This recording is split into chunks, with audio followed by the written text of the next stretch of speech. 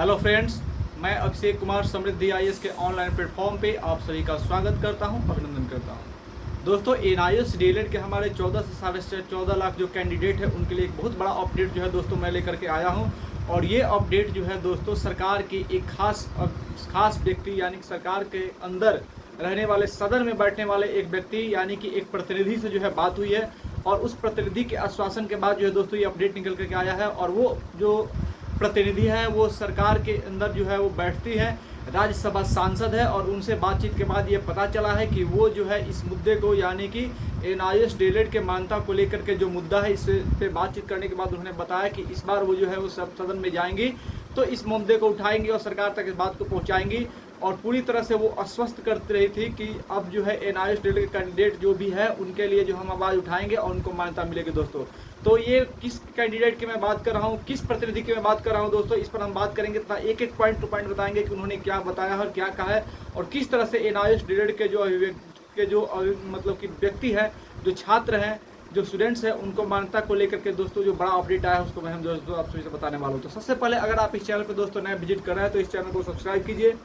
Like कीजिए, comment कीजिए और ज़्यादा से ज़्यादा शेयर कीजिए कि एनआईएएस डीएलएड के मान्यता को लेकर के जब भी कोई बड़ा अपडेट आए तो दोस्तों निकल कर शीघ्रता से आप तक पहुँचे, क्योंकि सबसे ऑथेंटिक खबर जो है दोस्तों आपको यहाँ पे दी जाती है। तो दोस्तों हम बात कर रहे हैं दरभंगा से, जो बिहार की राज्यसभा सांसद हैं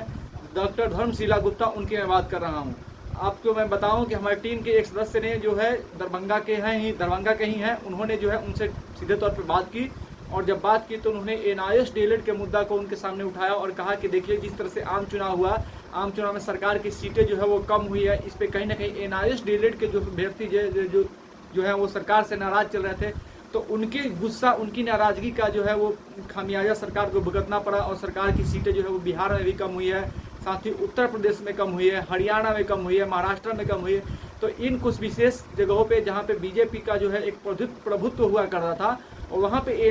एनआईएएस डीएलएड के अभ्यर्थियों की नाराजगी के कारण जो है वो सीटों की संख्या जो है घटी है। तो क्या सरकार इससे सीख लेते हुए एनआईएएस डीएलएड के अभ्यर्थियों को इस बार मान्यता देने के बारे में सोच रही है या नहीं सोच रही है? ये जब सवाल उनसे पूछा गया तो डॉक्टर धर्मशिला गुप्ता ने सीधे तौर पर कहा कि देखिए नाराजगी तो थी, यानी कि एनआईएएस डीएलएड के कैंडिडेट जो थे वो नाराजगी थी, उनकी नाराजगी थी और नाराजगी उनकी जायज़ भी थी। लेकिन उस समय जो है आचार संहिता लगा हुआ था, इसलिए सरकार कुछ कर नहीं सकती थी। लेकिन अब जब नई सरकार बनी है तो निश्चित तौर पर सरकार को जो है इस बात का संज्ञान है, सरकार को यह पता है कि एनआईएएस डीएलएड की नाराजगी का खामियाजा उनको जो है भुगतना पड़ा है। अब जल्द से जल्द जो है सरकार के यहाँ जैसे ही सदन स्टार्ट होगा तो राज्यसभा में इस मुद्दे को उठाऊंगी, सरकार से मैं बातें करूंगी और साथ ही एनआईएएस डीएलएड के कैंडिडेट के लिए जो भी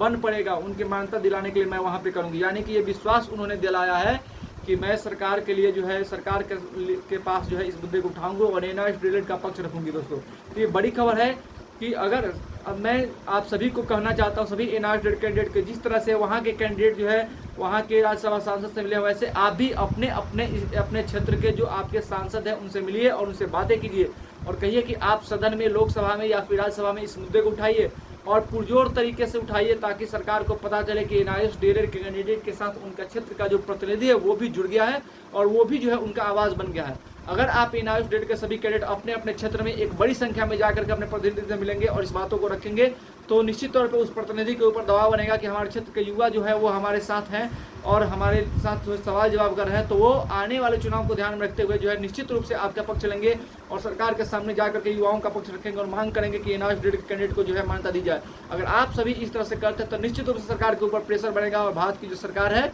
वो एनआईएएस डीएलएड के कैंडिडेट को मान्यता देने के लिए बाध्य हो जाएगी। तो मैं एक बार फिर से आप सभी एनआईएएस डीएलएड कैंडिडेट को कहना चाहूँगा कि जिस तरह से दरभंगा में जो है वहाँ के अभ्यर्थियों ने वहाँ के राज्यसभा सांसद से मिलकर के ये क्वेश्चन किया है और उन्होंने विश्वास दिलाया है कि सरकार जो है निश्चित तौर पर उनको मान्यता देगी, यानी एनआईएएस डीएलएड को मान्यता मिलेगा। तो मैं आप सभी से कहना चाहता हूं कि आप सभी अपने अपने क्षेत्र के एमपी से मिले और उनके सामने बात को रखें, ज्ञापन सौंपे और कहें कि वो राज्यसभा और लोकसभा में अपनी बातों को रखें और एनआईएएस डीएलएड की मान्यता, एनआईएएस डीएलएड कैंडिडेट को मान्यता दिलाने के लिए जो है एक कदम और आगे बढ़ा जाए। धन्यवाद दोस्तों।